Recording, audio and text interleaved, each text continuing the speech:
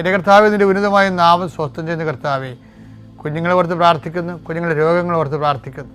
ഞങ്ങളുടെ ബന്ധുക്കൾ സ്വന്തപ്പെട്ടവർ ആശുപത്രി രോഗികളെ കിടക്കുന്ന സ്വന്തം പ്രാർത്ഥിക്കുന്നു.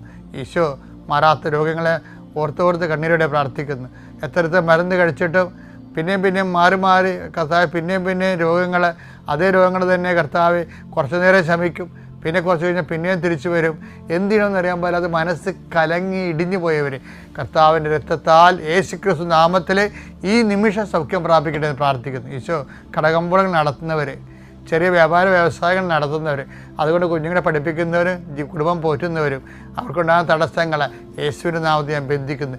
വിൽക്കാനുള്ള വസ്തുക്കൾ, വാങ്ങാനുള്ള വസ്തുക്കൾ, അതുപോലെ തന്നെ വെക്കാനുള്ള പുരകൾ, പുര വെക്കാനുള്ള സ്ഥലങ്ങൾ എല്ലാം കർത്താവിൻ്റെ പരിശുദ്ധമായ രക്തം തളിച്ചുകൊണ്ട് അത് നാളുകളായി നിലനിൽക്കുന്ന ദോഷങ്ങൾ യേശുവിൻ്റെ നാമത്തിൽ ബന്ധിക്കുന്നു. നിൻ്റെ യാത്രകളെല്ലാം ലക്ഷ്യങ്ങളെല്ലാം കർത്താവ് അനുഗ്രഹിക്കട്ടെ.